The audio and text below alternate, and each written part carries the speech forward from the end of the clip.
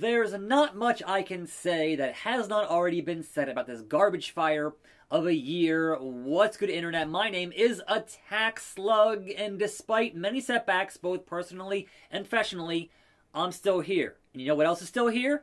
Video games are still here. When you were locked down, video games were still there, coming out every single week, giving you something to do in that free time. So in this video, I'm breaking down my top 20 games of 2020. They still happened. We got new consoles. That was great. Check it out. Roll the tape. Sometimes a game comes along that is just the right place and the right time, and for me, Paper Beast in PSVR was that game this year. This game released at the height of the entire world pretty much shutting down, and man, it was nice to put on a VR headset and escape the collapse of society in this weird and wonderful alien world. I'm not sure how it holds up now, and I'm not sure what my reaction would be if I had played it outside of that very particular moment in time, but when I did play it, it was a more than welcome escape from the trash fire that is 2020. Fight Crab is exactly as it says on the package. It is as advertised. You are a crab and you have some fights. If you thought a game like Gang Beasts could use more crustaceans and undersea creatures, and also a variety of increasingly ludicrous weapons, then Fight Crab is right up your alley. This is yet another in a line of undersea aquatic games from this studio, and I don't know where they go next, but I betcha it's gonna be wet. World of Horror is a game that takes old school, and I do mean old school, point-and-click adventure aesthetics, mixes them up with some H.P. Lovecraft and inspired by Junji Ito artwork, and turns it into a roguelike? All of this presented in a 1-bit art style, and you wouldn't think it works quite as well as it does. This is legit one of the creepiest games I've played in years, and just goes to show sometimes that less, even way less, can be more. When it comes to whether or not you would enjoy a game like Paperball, I have one simple question for you. Do you think that Super Monkey Ball 1 and 2 are the pinnacle of that arcade style and everything afterwards was complete garbage? Paperball is doing exactly what Sega has refused to do for decades now, and that is give us a proper Super Monkey Ball 1 and 2 sequel. And sure, this kind of crosses the line between homage and straight up ripoff, but since we have not gotten this kind of game from Sega in so very long, I am more than happy to play more Paperball. The Resident Evil 3 remake is not as good as the Resident Evil 2 remake, but that kind of follows the same sequence as the original PS1 releases. And sure, they tacked on some multiplayer that nobody really asked for to kind of say, hey, we're sorry that the actual RE3 is short. And sure, they cut some stuff that was in the original that should have been in this game, but still. The core of the experience is Resident Evil 3. Even if the Nemesis stuff is overly scripted, I still enjoyed any game built in this engine, and it still was an enjoyable couple of hours. I do wish the game could have had a bit more time in the oven, considering it came just a year after RE2 Remake, but I certainly hope that Capcom has learned some very important lessons should they have the balls to attempt to remake Resident Evil 4. Fall Guys was the smash surprise hit of the summer, and a game that I can recommend to just about anybody regardless of how good or bad you are at video games. If you are a fan of TV shows like Wipeout and Most Extreme Elimination Challenge, having that distilled into a Battle Royale format just works so perfect. I'm not sure that it'll have the staying power of the other huge games in the genre, but for what it is, and for right now, it's a hell of a lot of fun. I know I said that less can be more, but sometimes with games like Doom Eternal, more can be too much. There's always a fine line to tread when it comes to making sequels. And Doom in 2016 was my game of the year, so you would assume the sequel would be pretty high on this list. And yes, I loved getting back into the eye-ripping, flesh-gouging ultra-violence that is Doom. Some of the additions just felt like adding more for the sake of more. So I can still recommend playing this game if you loved the original, just don't expect it to reach those same high highs. The Legend of Zelda, Hyrule Warriors, Age of Calamity. Every year I play at least one Musou game. This year I played 2. And of those two, this was the best one. There's not much to really expound upon if you played any other game in this genre. But being set as a prequel to Breath of the Wild, getting more lore from that time period certainly kept me going as I hacked and slashed and hacked and slashed through thousands upon thousands of enemies. Nioh 2 came out this year, and of all the games inspired by the Souls franchise, I always thought that Nioh was the top dog. But unlike Doom Eternal, I found the new additions and quality of life improvements were exactly what I was looking for. This is a punishing and brutal game, and we are in a punishing and brutal year, so how much of that you can tolerate really is up to you. But I am more than happy to have a game like Nioh 2 kick my ass.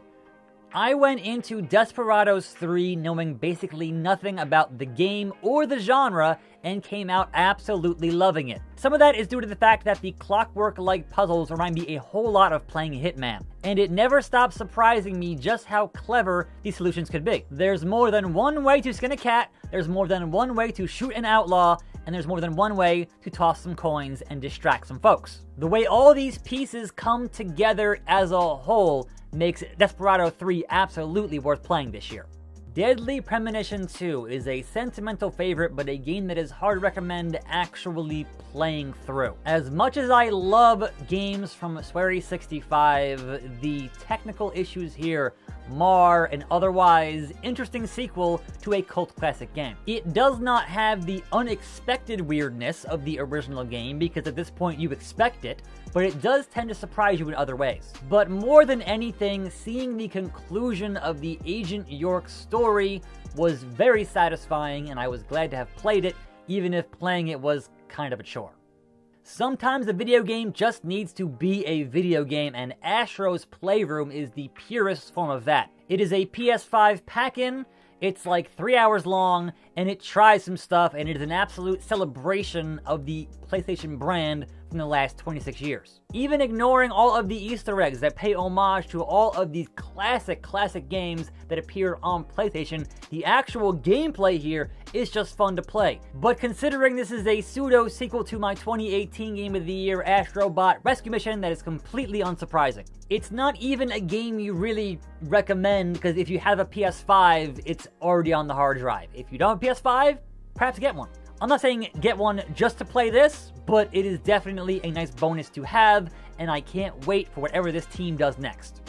Speaking of PS5 and games that are only on the PS5, we have the complete and total remake of Demon's Souls. And the only reason it's not higher on the list for a game that kicked off an entire genre is because I played it back in 2009, and it's pretty much the exact same game. And to be certain, an absolute classic for the ages, but still it's the same game. A very shiny coat of paint to be sure, but Demon's Souls is still Demon's Souls. Enough said. This year also saw the release of a brand new Sakura Wars, and even though it does reference the history of previous games, it does seem like a reboot for this franchise. Mainly because they've gotten rid of the strategy RPG component of the gameplay and done more of a Dynasty Warriors Musou type thing. But the combat is not why you're here. This is primarily a visual novel, but completely in 3D. Quite possibly one of the biggest budget games of this type I've played, and so I hope it did well overall, because I would love to see more from this franchise. But have no worries, if you played none of the other games and only one actually got put out in English back on the Wii and the PS2, you can get in here and start fresh just fine.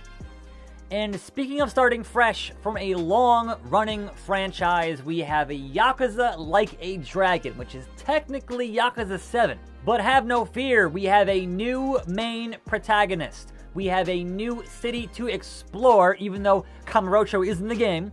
And, most importantly, we have a new way to play the game, as this is more of a old-school JRPG than it is a brawler. That's right, they ditched the beat-em-up stylings for a turn-based role-playing game. Now, there are some caveats there, in that generally these games take 20 or 30 hours. This one, being a JRPG, is going to be between like 50 and 70, and how much you like that is really kind of up to you. But every other part of what makes this game franchise one of my absolute favorites is here in spades. So have no fear. If you've never played one of these games before, this is a great jumping on point, but otherwise, I'd say go get Yakuza 0, also an excellent game. And speaking of sevens, after 7 long years, we have a new game from Vanillaware. 13 Sentinels Aegis Rim is also a visual novel, but the gameplay portion is more tower defense. And as someone who generally does not like tower defense, I actually enjoyed the gameplay here quite a bit. But the main reason you're here is the story. And this takes like every anime trope in the world and mashes them all together, and somehow it just works. When you are bouncing between 13 different protagonists and this giant web of different stories that all intertwine, and keeping it to be not the most confusing thing in the world is a feat among feats. I really hope this game did well enough to keep this studio in business, because it was a monumental undertaking to be sure. If there is one visual novel you play this year, if there is one story you need to read this year, it's 13 Sentinels. Creaks was the best puzzle game I played this year. Go check out my review, please. It is another game that is years in the making, and man, does it show. All of these puzzles are just difficult enough. They are just tricky enough to make your brain feel like $1 million when you solve them. Every piece of art here is so lovingly handcrafted. The world feels vibrant and alive and super creepy. There is no reason to not play Creaks unless you absolutely hate puzzle platformers. It is astoundingly well made, and M&E design continues to impress. Should Baldur's Gate 3 be on this list, considering it is only Act 1, considering it is early access, and considering it still needs a ton of work done? Well, guess what? It's my list. And any game I spent this much time on this year and enjoyed this much is going to be on this list. And much like Desperados, much like Yakuza, you don't need to have played the previous games to enjoy this one. I wouldn't even say you need to be a fan of D&D to enjoy this game. It helps, but I wouldn't say it's mandatory. The astounding amount of freedom this game gives you to approach any and all situations is the kind of thing I love about video games. Giving me a game where my last resort is tossing a bucket of fish at the head of a goblin to win a battle, and I am all in all the time. Even only being Act 1 of the game, there is still more content in here than I have seen in a lot of full-priced finished games I've played this year. Spelunky 2. Those that know my taste in video games would have assumed this would have been number 1 on my list. And don't get me wrong, I absolutely adore Spelunky 2. After playing something like 200 hours of that original game, I would not have thought there was a way to recreate the feeling of when you first played Spelunky and was absolutely terrible at it. But what they did here for longtime players was change just enough small things, move just enough around to completely foil your muscle memory. Things that a new player might not notice, but as a veteran, completely changes up how you need to approach any given situation. Make no mistake, this is still a brutal game regardless of your skill level. And I did not think there was a way to make me bad at Spelunky again, but they did it. But I can say, I am recording this video having beaten the game regular. I have not beaten all the extra stuff yet, but at least I did see the ending and saw the credits. And all I'll say is, man, I really hate the moles. And so in this absolute trash fire of a year, one of the darkest and most depressing years in human history, the shining beacon of light and hope, my personal Game of the Year 2020 is a game that released in 1997. And that, my friends, is Moon. If you have not watched my review of Moon, I implore you to go seek that out. I spoke at length about how amazing this game was to play in this year in English, finally. It is weird, it is quirky, and most importantly, it is positive and uplifting. It is exactly the kind of game I needed in a year where everything is just falling apart. I'm not saying that Moon is for everyone, because certainly my tastes can be completely out there, but give it a chance. It might surprise you. Some of the game design is a bit archaic, but in a lot of ways, Moon was way ahead of its time. Of all the games that I played this year, well over 100 as I usually do, Moon is the one game I go back and think about pretty often. It's the kind of game that sticks with you well after you finished it. And I really hope it gets ported to more platforms because everyone deserves a chance to play Moon. So there you go. 20 games from this year I recommend that you go play. I'm Attack Slug. We'll see how this ongoing pandemic affects the release schedule for 2021, but rest assured, I'll still be here playing games, making videos, and doing my thing of video effing games. Get the shirt. I'll see you next time right here on this channel, and I'm out.